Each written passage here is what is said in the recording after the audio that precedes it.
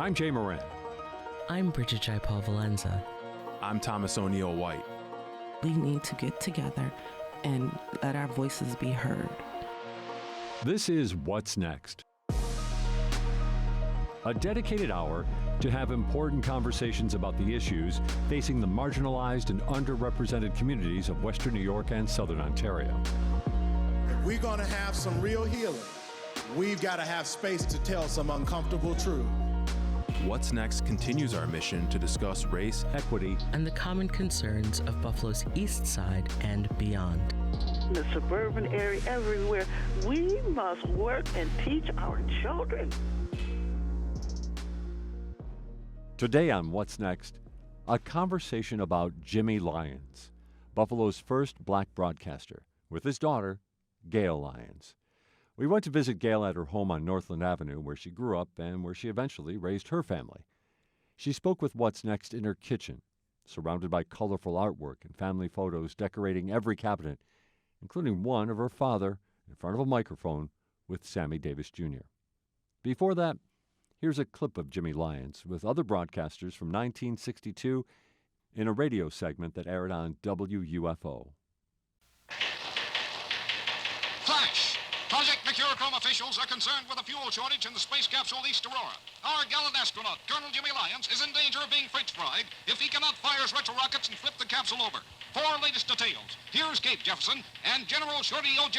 Come in, Cape Jefferson. There was plenty of fuel. Must have sprung a leak. Let me talk to him. This is General O.J. calling the East Aurora. Come in, East Aurora. This is Colonel Lyons. Over. This is General O.J. Under.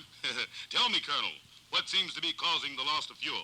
I can't imagine, sir. I didn't drink that much. Drink? You mean you've been drinking the fuel? Oh, just a little, sir. It got kind of hot in here. But you can't drink rocket fuel.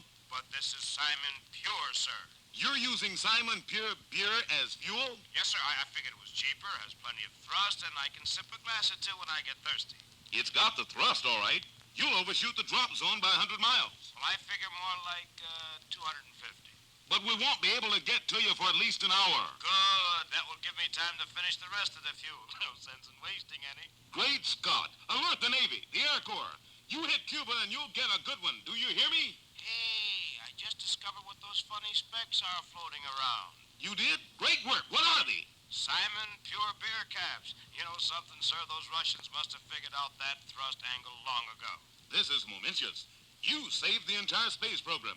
Come down, son, and we'll split a case of thrust, Simon Pure. Here I come. Sergeant, go over to my quarters and make sure there's plenty of Simon Pure on ice. Sorry, General. There's no Simon Pure left. Well, go out and buy me a case. Sorry, sir. It's all gone. What do you mean all gone? Well, sir, Colonel Lyons bought all the Simon Pure on the Cape. There's none left. I'll give him a good one for this. Call me a taxi, a seaplane. I want to be there when that capsule lands. You're going to give him a medal, General? I'll give it. Never mind. Get that plane. We switch now to Cape Jefferson, where Colonel Lyons is being interviewed by the press. Colonel Lyons, how did you first learn what the mysterious specks were? Well, I leaned out the hatch to throw out some balloons, and a whole flock of specks went by. What did you do then? I said to myself, there goes another flock. Whew. What did you do? Well, I picked up a butterfly net, which I always keep kind of handy, leaned way out, and I scooped up about 30 or 40 specks. And then? Well, when I got back inside, I looked at them carefully, and guess what? They were Simon Pure beer bottle caps. At first, I thought I was losing my own supply. But then I remembered I was using Simon Pure in cans. Thank you, Colonel Lyons. Oh, General J, may we speak to you for a minute? We're going to get any. I see Colonel Lyons edging toward my refrigerator.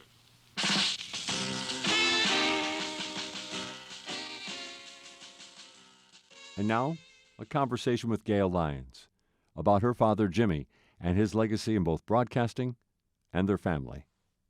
What's next? Throughout its many months on the air, we've been to a few different places. We've been to museums, and we've been to coffee shops and a few other places. We've been to Olean and Jamestown, even Charleston, South Carolina. But for the first time, we're inside somebody's home. Gail Lyons having us here on Northland Avenue. Gail, thanks for having us. Oh, thank you for having me. Oh, this is a real pleasure for us for so many different reasons. I want to get your perspective on a lot of things. But initially, obviously, we want to talk about what the Courier-Express called, the Courier-Express called the Jackie Robinson of Buffalo broadcasting. Jimmy Lyons, your father. Yes. Okay. Yeah.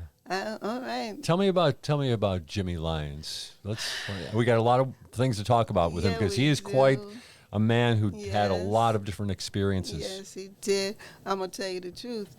Daddy, I call him Daddy. That's fine. Yes. This was his passion, to be a performer, number one, to be an artist, number two, I would say, but also to be able to encourage those who were doing it too, who are artists. You know, young, old, to be able to open it up, open the doors, because we're talking about 50s and 60s, and you know how things were at the time. It was always difficult, but you have maybe somebody's going to take the charge and say, let me just keep on moving this way so I can open the door so other people can come through. But you know what? Anytime you're first at whatever it is, whether Jackie Robinson, whether it's my father, you seem to be targeted because something, it's like they say, with the envious eyes speaks with treacherous tongues, okay? I'm just saying, you're going to have to deal with a lot of mess, right? Okay?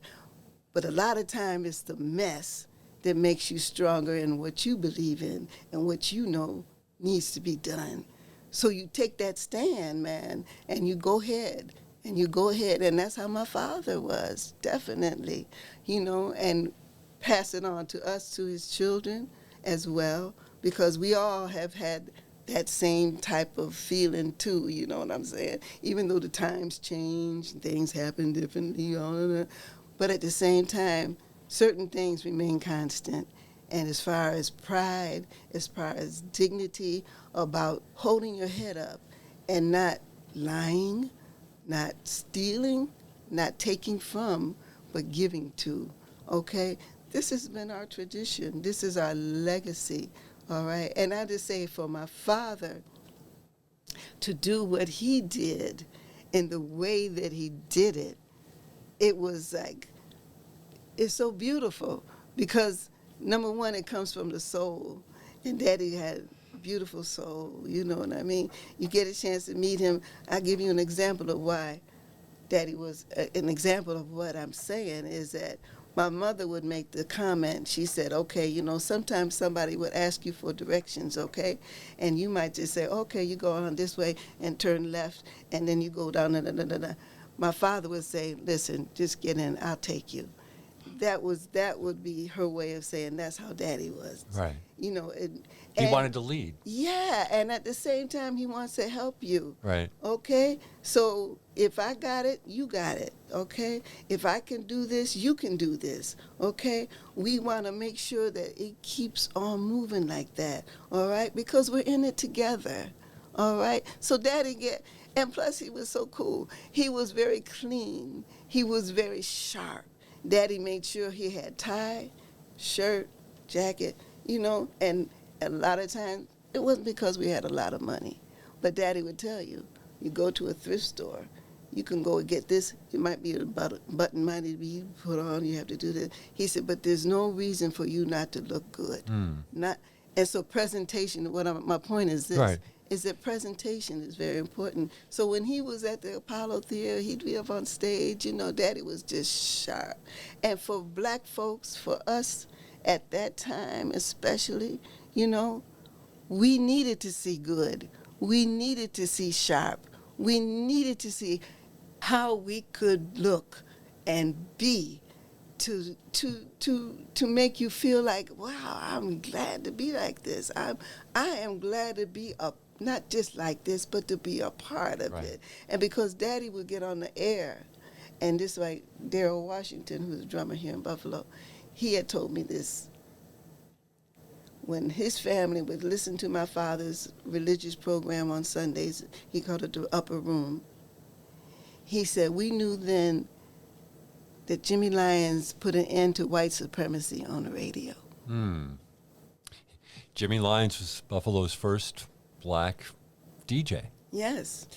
It's interesting to hear you talk about him that way. We want to remind everybody or point out that he was born on March 15th, 1919. So his birthday is fast approaching. Thank you. What do you think, you know how he was and who he was. Okay.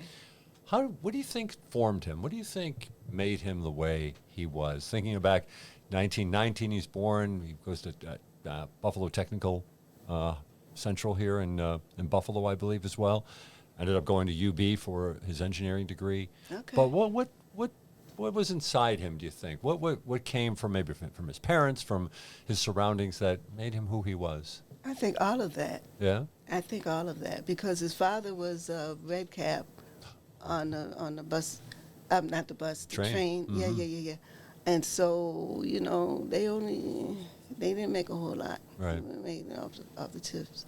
And then my grandmother, bless her heart, she had a way of doing things because of the fact, I know there was a statement made with our family, it's like everybody was poor. So being poor, like poverty now, people talk about everything like that.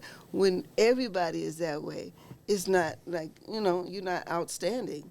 So my grandmother, like this, if one of her children needed work done on their teeth, okay, she would go to the dentist's office, wherever it was, and she'd say, okay, well, I'll clean your office for you, and so you can take care of my son's teeth. Okay, and I'm saying those ideas of bartering your skills for what it is you need. So I'm saying my father came up in that kind of household with a mother, and my father's father passed in 1941. So it was right before Pearl Harbor. So anyway, but all of that to say that he was able to, you know, go downtown, he and his brother, shine shoes. I mean, we talking pennies. We not talking money like this. But at the same time, you get that feeling where you know, I can make it. I can do this, and you take it step by step by step by step by step by step. Next thing you know, my father's thing was, I know when I get to be a man, I'm going to have shirts and I'm going to have ties, which he did, you know what I'm saying? Right. So you get in your mind, you set goals, not to say that's the only thing he wanted to achieve, but I'm saying if there's certain things in your life that makes you say, I'm going to work, because Daddy was a worker, worked hard, okay, to get whatever it was he got. He had to work for it. Ain't nobody handing it to him. Ain't nobody throwing it to him. Okay, you have to work for it, but at the same time, you put it in your mind. So he could always sing, he could dance, you know what I'm saying? And my father could draw. So when he did go away to college, right, in order to help him out financially, Daddy developed his skill of portrait. He could capture, like he could sit right here right now, and look at your face, right, and pull out his pen and have his pencil. And because the thing about drawing, because I draw too, I'm just saying, to be able to transfer spirit to paper, come on. It takes something very special. Absolutely. Absolutely. I mean, that's why I was curious to hear what you'd say about, you know, where you thought that came from. I mean, like I think you were even telling me earlier that early on he was dancing, finding ways to make dancing. I mean, it was something he loved to do, it sounded like, but at the same time he found a way to make some money doing it as well. Absolutely. Yes, all of that, because of the fact that, you know what, it's just a matter of having love in your life. Love and struggle at the same time, okay? Because you still got to struggle to get through life, okay? But to know that somebody loves you, somebody cares about you, okay? And at the same time, you love and care about somebody too. I'm just saying how you can just go on and make it because of that love. And I feel that that's truly a legacy for our family, you know, my mother and my father, okay? And I have one brother and 2 sisters. As they say, that's how we roll. Yeah, okay? absolutely. To know love and respect and to be able to say, okay, thank you, when you know that there's something that's been granted to you that you've been blessed with, and you can be humble enough to say thank you, and then be able to hopefully pass it on to somebody else in that same loving, careful way. And if that answers your question, I'm hoping. I think it did answer my question and more. Okay. So, it's interesting to see that I saw that he won the Buffalo Amateur, the Shays Buffalo Amateur show when he was like 16 years old. So he had that sense of a performer in him right from. I mean, obviously, absolutely. I don't know, but he seemed to really have that star quality. Yeah, he did. You're absolutely right. And I'm gonna say too that I don't have the history of it, but there's the Black Rock Creek River. And so my father, he was a great swimmer for one thing, but he and his brother, Uncle Archie, they were out there, and I'm just saying all this to say that there was a young boy, they were boys at the time, who fell into the river. Oh. And then Daddy went in to rescue him. And the boy started pulling Daddy down, so then his brother had to jump in to save him from going down. Oh. And my father and the boy ended up drowning. And so there was some type of, there was some kind of, not celebration, but some type of award granted to my father for saving this. He tried to save this young boy's life. You know what I'm saying? So all of that to say, that's the kind of person my father is. Okay, he gonna jump in and save your life. Okay, and you gonna pull him down, and then his uncle, and then the joke would be out as they got to be older and men. And my uncle would say, when my father get on his nerve, he said, "See, I should have just let you drown." So that was all good. Okay. But anyway, all of that to say again that, we're all blessed with certain qualities, right? Certain ways of being. My father had that about him from from the very beginning. Did your father ever talk about maybe, one of the great things you're allowing us to do here today is not only talk about your father, but also kind of reflect on the way Buffalo has changed, and even this very home right here on Northland Avenue where you grew up, and your father, of course, and your mother raised you. But did your father ever talk about his time? I mean, he's born in 1919, and how it may have been different from when you were growing up. Did you ever reflect on that? Probably, but I'm saying the thing about Daddy, a lot of times, just like he didn't really talk about the war. He didn't, it's, the things that he had to go through and the racism and all of that. You know what I'm saying? We didn't really have those kinds of conversations at least, let me just put it like this, that I can remember. Sure. Okay, because we're just little kids too. Right. A lot of time. Excuse me. But I'm just saying, I'm not quite sure if he did talk about it or share it with us, maybe with my brother, because my brother and my father had a different relationship than what he had with his daughters. Sure. So I don't think I really, and I listen to him, and I think about it now. I said, man, if I knew then what I know now, how many conversations I would have had with Daddy. Man, Daddy, what was it like you interviewed Malcolm X? Well, you hung out with Sam Cooke. Come on now. I'm just saying, there were so many times that I would have loved to be able to hear what kind of stories he had. I could just imagine, And the thing is that my father knew that I'm quite sure he knew that the artist was in me, because the very first time I ever been into a dance studio, okay, my older sister and there was another girl who lived across the street. She and Joanne were the same age, and so my mother, and we called her Aunt Jan, and myself, and I'm like, I think I'm 4 and they're 5. Anyway, there was Cine Rodier had a studio over here on Hurdle and Virgil.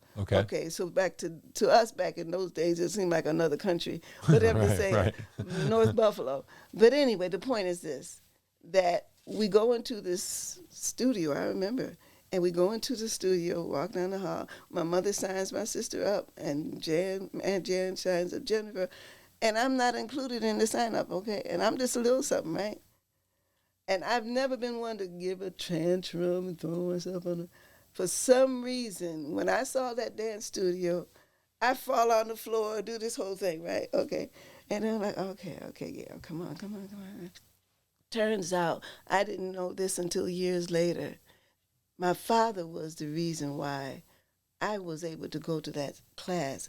I remember distinctly going across the floor, the dancing. There was a woman on the piano. But I'm saying, for me to have grown into dance the way that I did, and I look back and I said, oh, Daddy was the one that said me, son. And the first choreographed dance we ever did, Joanne and I, my father taught us Ballin' the Jack with Pearl Bailey, right? Because the church had a concert, a little recital every year. So, it's like, okay, what are we going to do? What are we going to do? Ballin' the Jack. And back then we had record players. You didn't have CD players. You had record players. Put Pearl Bailey on, Ballin' the Jack. And Daddy taught us right there in that living room. And that became our signature piece. I'm just saying, all of that to say, when you know that you have something in you and you can recognize it in somebody else, whether they even recognize it themselves at the time, just like putting water on a plant or, providing fertilizer or whatever you're going to do, okay, that you can help that person out and let them grow and let them see. And then you provide it with the way it should be or how it should look. And so it's just like, wow, I'm just saying, I'm so grateful because that's what I did. I went to Africa. I went over there dancing. As because of dance that I was able to go to different places in this, in this country and places like that and all that. But to know that I'm just a little girl to start out like this, okay? And to know that whatever my father had to go and talk to that woman and say, well, you got to put my daughter in there too. Okay, so I'm like the youngest one in the class. But here I am going across my little leotard, going across the floor like this. Okay? But it was so cool, you know what I mean? I'm just saying. And it would be like years later when I found, because I thought it was my mother who did it. And she had heard me telling somebody. She said, no, it wasn't me. She said, that was your father. So I'm just saying, Daddy was backing me up. He had my back.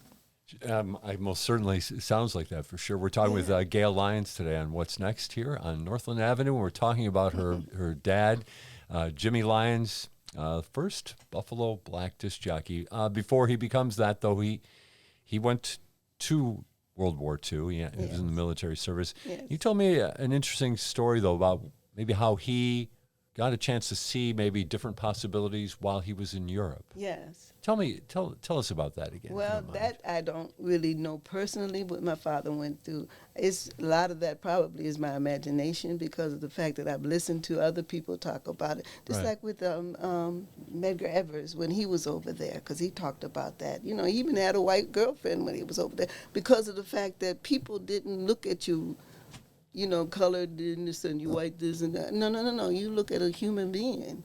Okay, this is a person, and this is what you want to do. This is how you do it. And the fact that the artists were coming over there playing jazz, you know what I mean, dancing. And so Daddy was in the special, what they call special services. So he was responsible for the entertainment. So I'm sure, I'm not putting words in his mouth, but I don't know what it is exactly what it was that he had gone through. But chances are, the fact that you could be respected for what you do had to make all the difference in the world. Then you come back home and boom, it doesn't happen like that. Right. Okay, you treat it just the opposite than how you would treat it, over there. Okay, how come? Why would this happen to be? Why does this have to be? It doesn't make any kind of sense. It doesn't. Come on now.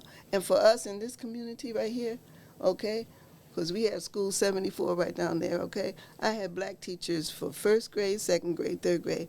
They all lived right in the neighborhood, so everybody knew everybody. You knew your mother, they knew my mother and father. You know what I'm saying? We had, so I said earlier in the conversation we had, the caring for each other embraces you in such a way that you feel safe. How cool is that? I'm just saying, for you to feel safe in your own neighborhood, you didn't feel, we didn't carry fear like that, okay? It just was a very different time. And these are people who are making this happen. It's not because of social media. It's not because of somebody doing all this on the internet. No. This is really human nature, to be able to care for one another and to know that, we want to make this a good place. You know what? It takes time. It takes energy, okay? And it takes a lot of love. Let's talk a little bit about your father's radio career. Just the idea that, he was the first to be on the air, first black DJ. But you already mentioned how he also had a gospel show as well. Yes. Was that an important part of life for your family, the gospel music? Yeah? Absolutely. And how cool it is to come home from school and the radio was on and Daddy's on the radio. Okay? Yeah, absolutely. Okay, and I'm just saying, he just, you know what I mean? And on Sundays, because that's what I was saying to you earlier in the conversation, was that Waffle used to be in Williamsville on South Cayuga. Right. I don't know what is in that building now. But anyway, I'm sure it was my mother's decided, okay, Jimmy, you're going to take the children with you on Sunday rather, after he would do his show. And we would go with him. But my brother, who also went into broadcasting later, that's a whole other conversation. Daddy would take Jamie, we call him Jamie, into wherever it was they would go. Joanne and I would just sit there, can't wait. We got to go to, not Crystal Beach, but Glen Park. Anyway, all of that to say that we were a part of Daddy's life as well. It's not like we don't wonder what does my father do. He would have us be part of it. We would see all the machines and all other things in the record and in the radio station like this, okay, and get a chance to meet the other DJs as well, okay. So we were. I'm just saying, at least to me, at the way I was feeling like that, nothing seemed out of the ordinary. Everything seemed like, okay, this is what we do. Hey, this is how we go. Yeah. Okay. So anyway, all of that to say too that because Daddy was doing what he was doing, he would do his homework. Daddy's office used to be in this back room back here. And I remember Daddy would sit there and he would, this is all before Google and all these other, you had to read to find out. Okay, I'm just saying, you had to research, go to the library, you had to do all of these things, which Daddy did, and plus he read anyway. He read, and so he would do the research on the artists to be able to talk to them, and then all of that, because of the fact that, you're an artist too. So if this is what I'm doing with you, I would like you to do that with me, if that was the case, right? Okay? So anyway, so Daddy was, and he was just... As far as I'm concerned, he was a genius. Well, you're convincing me pretty good about that today. Good. Okay. I mean, when I read his bio, he's a performer, a band leader, DJ. He's in the war. He's an engineer. Yes. And I'm just scratching through. But the term we always used to use, that's a Renaissance man. Yes, absolutely. Right? Yes. A man of art and science. Yes, absolutely. I appreciate you saying that. Yes, I agree. And he used to live right in this house. Right. I know. I'm among the giants here. So what was it like then, like, when you were out in the community with him? I mean, he must have known everybody. Oh, yeah. All you had to do is say, I'm Jimmy Lyons' daughter. Okay. I mean, because people didn't really just say Jimmy Lyons. They said Jimmy Lyons. Okay. Like Jimmy Lyons. And then some people I would see nowadays, even still. There was a woman I had seen somewhere over there. Anyway, she said, you know, we called him Mr. Jimmy. And her daddy would just show up and be a part because of this.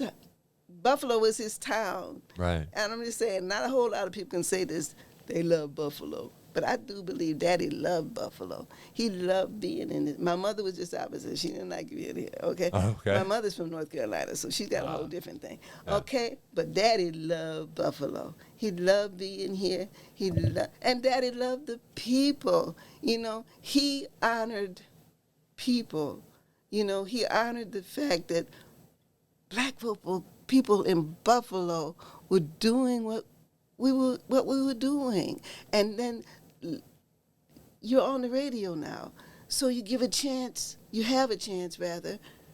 to be able to reach people that you might not be able to reach otherwise. Okay? So you got a responsibility to do it. And to check this out, okay? Daddy was very articulate. Daddy, okay, he spoke very well. They wanted Daddy to not be so articulate. They wanted Daddy to talk more black was the thing. How not cool is that?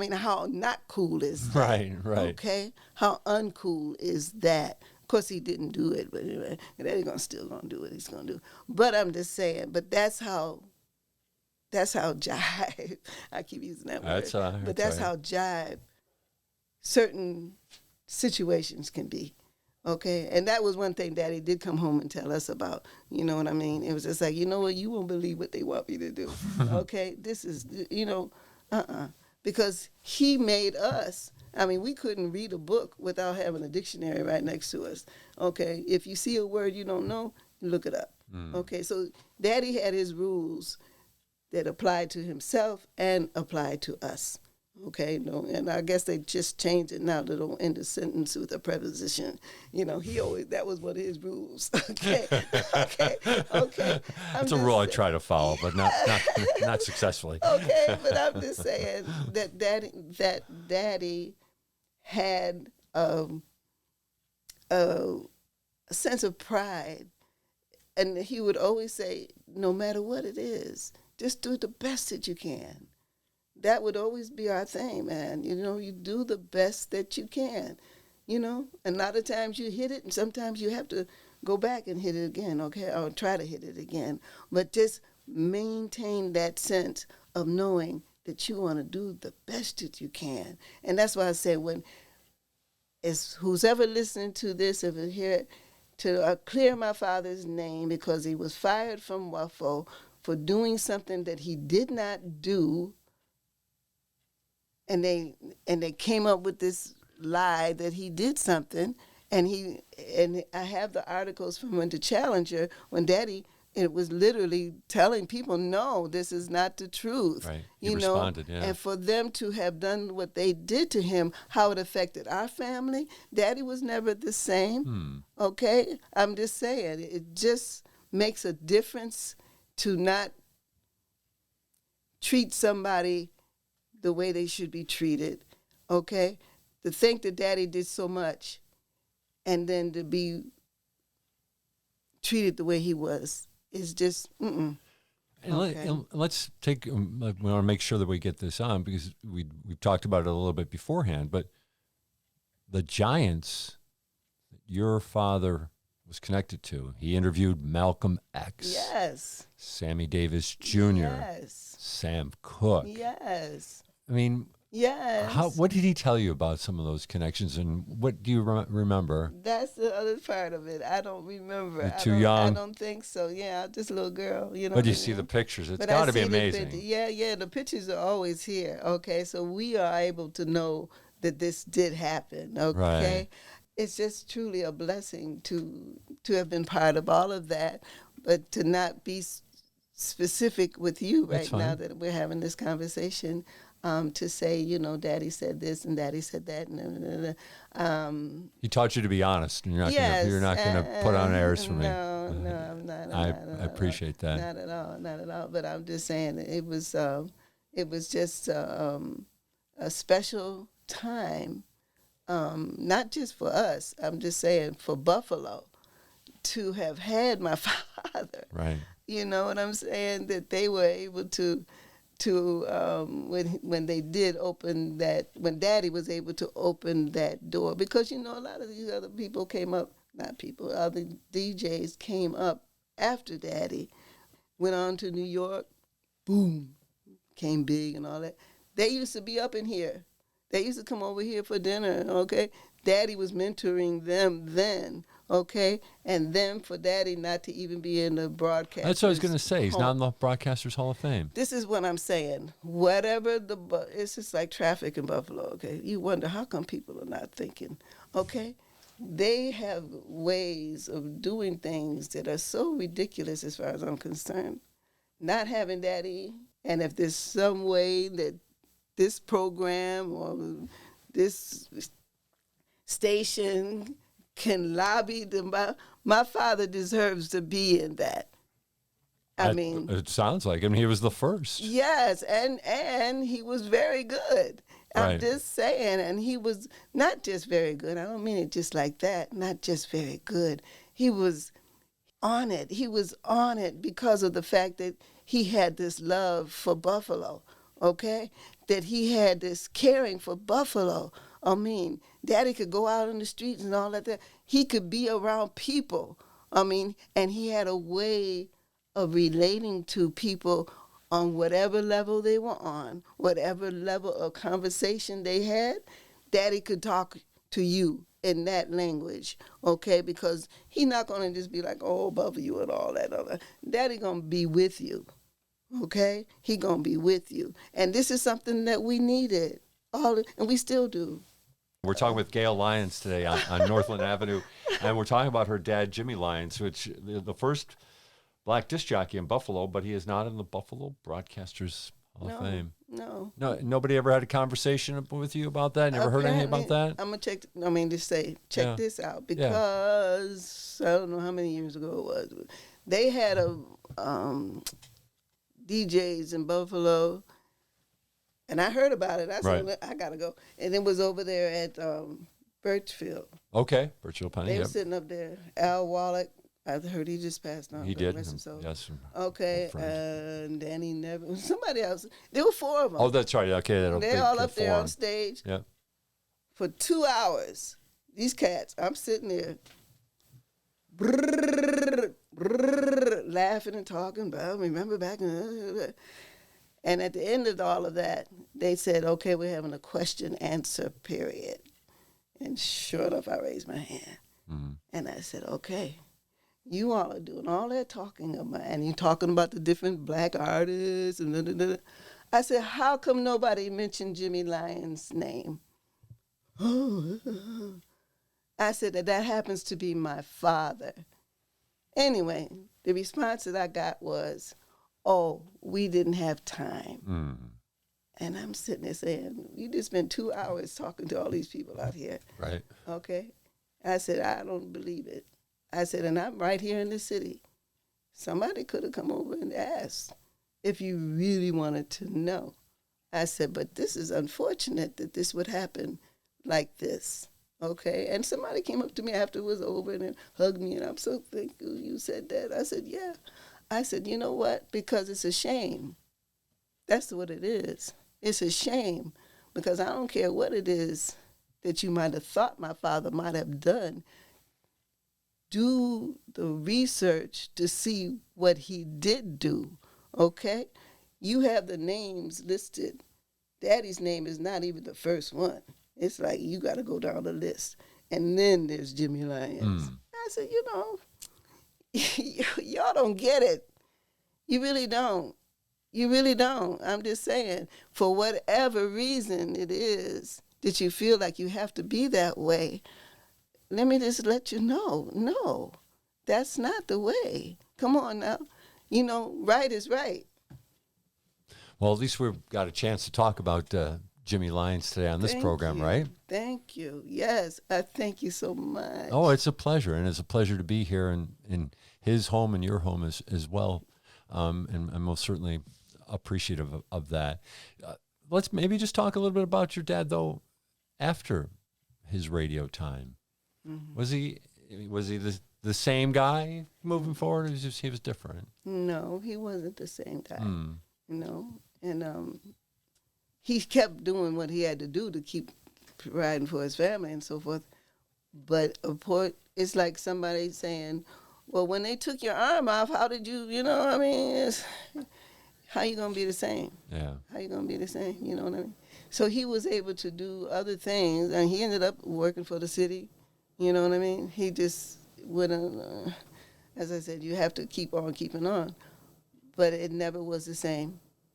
And I didn't know it at the time because I'm only a little girl. Yeah. Why Daddy is always fussing and why, and somebody had said that to me too. This is later on in life, of course. They said, your father was always so angry. So I never saw Daddy as angry, okay? We knew Daddy as Daddy, right? But this woman, she said, and then she's somebody who knew Daddy. She said, well, your father. Of course he was. He had to be. Why wouldn't he be? Okay? Right. How can you not be? He was very angry. You know what I mean? So to answer your question is that no, it was not the same. But I like what you said before about why focus on what he didn't do. Why not focus on what he did do? Yes, exactly. And to me, it sounds like he was a star of the community. Yes, you're absolutely Tell me right. about the Apollo Theater. Oh man. It was a special place. Mm-hmm. Ain't no doubt about that. I'm just saying, not even just on amateur night. I mean, we used to go to Apollo. I'm just saying it was because first of all, it wasn't expensive. It was a safe place. I mean, in addition to other places in the neighborhood, you could go to the Apollo Theater. We just tell my mother we were going to the Apollo. And it was like fine, okay, and we would walk, and it was right in the neighborhood. And so it was a very I don't know what's up in there now. I don't know what they're doing up there revised now. It a little bit. It's not the same. Not the same type of thing. No. But back then, you walk in, and popcorn you smell as soon as you walk in. It was just saying, it was a very special place, right. As far as I was concerned. Okay. Well, it sounds like it was a great gathering place for the community. Yeah, it was. Yes, I agree. I agree. And Jefferson Avenue was that way too. Okay. I mean, Apollo was just one spot, but it was all up and down Jefferson. It was a lot different than it is now. Okay? Right. Yeah. So anyway, there were so many spots. All the music that was in Buffalo, and I believe that's the reason why people were like they were too, because of the fact that the music in Buffalo. You had the Pine Grill, you had the Bonton, you had the, Royal Arm. It was music coming up, and you could walk outside and hear it. It wasn't because somebody had their cell phone on. None of that stuff was happening, okay? This was the real deal. We had real people coming up in here playing music, okay? And there were bakeries, there were stores and things. You had a smell to the neighborhood. It was just, you know what I mean? It was just a good thing. Right. Yeah, absolutely. Absolutely. Because John Coltrane, they said he used to walk down. People would tell you, man, yeah, we remember when John Coltrane was walking down Maston or whatever. People were coming to Buffalo to play. Lena Horne, there was a hotel called the Little Harlem. Yes. Down, yeah, okay. So I'm just saying, to say to you, why Buffalo was so different then, I believe it's because of the music and the trees. I knew you'd get the trees in. I'm just saying. Because here on Northland Avenue, it's a great point. That's a story you told me before we started taping. But Northland Avenue, where you have lived your entire life, has changed considerably in that time. Absolutely. And one of the biggest things is trees. Trees. There used to be a beautiful canopy on this street. Oh, yes, man. Beautiful, beautiful. I cried when they cut down the tree that was in front of our house. I bet. I cried. And let's not forget, and we've been talking about your dad, and of course that's why he invited us over here, but let's not forget about the gifts that he has given his children, and especially you. I mean, the gift of dance has taken you places. Yes, absolutely. Tell us about your time as a dancer. Ooh, wow. Okay. Well, I told you about Senior Rodeo. Okay, when I told you this little something like this. Okay, and then I think we had ballet, and when different things happened like that. But now in the same neighborhood over on Hamlin Road was Mrs. Ora Curry, who was the first black teacher at Bennett High School. Okay, and we were tight with her children, and with her too. And she had a program at Bennett called Heartbeat, and it incorporated spoken word and dance, and so it was wonderful. And Mrs. Curry, because again another genius, she opened the way for me, and not just me, but everybody because I became part of the group. We traveled. She took us to New York. She took us to Philadelphia. Here we are going to school. Everybody else is getting ready to go to the homeroom or whatever. And we had our little suitcases, and we're going to hit the road because we're traveling, okay? And we're teenagers. But she fun. took us there, and we're dancing, and we're performing, and doing. So I got a chance to see what it was like that, okay? And then I found out about the Black Dance Workshop. Was on 11th East Utica. Okay, a friend of mine told me, there's some classes up there, Gail. So I could go up there and fell in love with that and became a member of the Black Dance Workshop. Okay, and it was because of my training with the Black Dance Workshop when I went to Simmons College in Boston, that I was able to continue doing that and share it with people, with the sisters at Simmons College. And it opened the door for me to become part of a Pan-African group that was dancing and djembe drum and all of this to say. And then I was told by my director, well, I'm going to Africa. You're going to come with me, and you're going to study dance over there, because of the fact that sometimes people in this country, you think you know it, but you don't quite get it, right? So we need to go over there to really learn it. So I was able to go over there and dance with the women and the people who were actually doing it, right? Wow. This was 1976. Okay, so whereabouts in Africa did you go? Dakar. Oh, okay. Yeah, I was in Senegal. Yeah. So anyway, so then I come back to the States, okay? And then 1977, Black Dance Workshop had a dance mobile, and it was in 10 different spots in Buffalo, outside on the flatbed. Man, music, dance, all of that. Yes, I want to do that. Yes. So I was invited to come, and my teacher invited me to come. And that's where I met Emil Latimer. Okay. Yeah. And so then we developed a personal and professional relationship. And as a result of Dance Mobile, which was a wonderful experience, by the way, we developed our own company the following year, Sounds and Echoes of Yemenja. Okay, we were doing that, man, we did. So anyway, all of that to say, it's been such a blessing. I'll use that word again. Right. Okay, because I've been able to meet people. I've been able to visit places that I may not have been able to go to before. Okay, and all of that because of art. Okay, and this man is standing right behind you right here, Tio, okay, because he has an art studio on Allen Street, okay. I was able to have an art exhibit last year, right? Yeah, because my son was encouraging me, my son who has passed on now. Sorry for your loss. Okay, he would always, thank you, say, Mom, you got to let people see what you do, because you just sit there drawing and putting it in the drawer. So needless to say, we finally did it. And thank you, Tio, for allowing me to have it at his studio. And so all of that to say, because my father also was an artist, okay, and my father was the one day he saw me drawing. I was just a little girl. And he came, because he was such a busy man, but for my father to stop, like what he did with Vic Morrow, okay, for my father to stop what he's doing and take time and spend with me, are you kidding me? How special is that? And my father actually showed me how to draw eyes, how to capture the spirit of when you're drawing. There's a certain way you do it. And he literally stopped what he was doing to show me that, and went on and whatever else. And so from that point on, from any time I drew, eyes were always my specialty because of my father. Yeah. Because of my father. I'm just and saying. you see a certain spirit in people's eyes, and you try to reflect that. Yeah, and I had no clue about it prior to him doing that, showing me, and I'm just, oh, that's right, that's how you do it, okay, you know what I'm saying? So because he had a way of capturing faces, my father, and he made money doing it too, and kind of helped him through his schooling and stuff.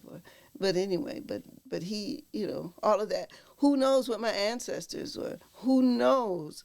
Because of the fact that so much is taken from us, okay? Right. That he may have had it from somebody in our past, But we know Daddy had it. We know he had it. And I know I get it from him. Right. And I know. And I'm sure it's passed on to my children as well, because they are all very artistic. I was just going to say, your daughters are dancers, right? Yeah. In addition to, theater, dance, and spoken, sing, and they all can sing. I'm just saying we have that in us, okay? Because when we were kids, okay, check this out. When we were kids, people used to dress up in Buffalo, okay? Used to go out to clubs and things like that. My mother and father used to go Saturday night.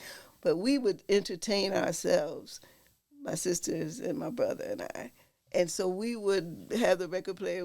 Everybody had to get a record, put the record on, and then you had to lip sing the song. So we would have a little show of our own right up here. Right here in this house, yeah. That was part of our whole existence, That's just how it was, you know what I mean? And it was so much a part of us. Right. That we didn't even have to talk about it. Right. Well, I appreciate you talking about it. Oh, okay. No, I'm just saying we didn't, at the time. Right. Because, it's just so different now with people having conversations and, podcasts and, everybody writing exactly what they did in the course of the day. Oh, really? Okay. I'm just saying it's very different as far as I'm concerned because I don't have a part of all of that. I don't have television. You don't watch television? No, but I listen to the radio. Oh. I have BFO is on. That's the only station I listen to. Wow. And I don't listen to it all day, but I listen to it. Whenever I listen to the radio, it's BFO. And this program right here that we are on right now, whenever I can, and Charles will let you know, I do listen to it. In fact, I listened to the brother yesterday out from Buffalo State. The Afrikaner. Oh, yeah. Marcus Watson. Yeah. Did you like him? Yes, absolutely. Yeah. Absolutely. So I'm just saying, I am who I am. You know what I mean? I've been a radio person all of my life. Okay. And I still am. But I'm saying BFO is the only station I listen to. We're with Gail Lyons here on Northland Avenue, and we're almost done. We've got about a minute to go, Gail. Isn't it amazing how fast the conversation goes? We did come here to talk about Jimmy Lyons, your father. Okay. A final minute to talk about, like we said, he's not in the Buffalo Broadcasters Hall of Fame. Just for 1 minute, just say, what made your father special? His honesty and his pursuit of quality. To know that, if it's on this level, you want to take it to the next. You want to make sure. And the main thing about going to that next level is research and know what you're talking about. Because he always said that, too. You never get on the air unless you know exactly what you're going to say. That was his thing, And it would just be a matter of quality, I think. Not just in speech, but also in style and how you present yourself. Okay, you could just be walking down the street, but look out, ooh, you know what I mean? Just to have that sense of, it's important to do your best. Do your best. Okay, and sometimes you surprise yourself when you say, I didn't even know I was that good. Okay, but I'm just saying, but just in terms of my father, just to know that he was such a beautiful spirit, And it wasn't because we went to church every Sunday and all that stuff. I'm just saying he just was naturally that way, okay, because of the way he was brought up and because of the way he became and because of where he had gone and what he had done, you know what I mean? He had to deal with a whole lot of people. And some of them were not probably, on the same page as he was. Some of them probably were, but some probably were not. Right. And as I said before, an envious eye speaks with a treacherous tongue, and people can say things that you already know are not true. But if they want to dog you, they will. They'll take your soul if you let them, just like that song says. They will take your soul if you let them. So I do believe Daddy fought that as long as he could until he passed. He had to keep on fighting that, and maintain that quality about himself. Gail Lyons, thanks so much for being with us on What's Next.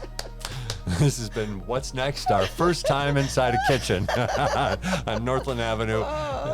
Thank you so much. This is WBFO and WBFO HD1 Buffalo, WOLN Olean, and WUBJ Jamestown, your NPR station.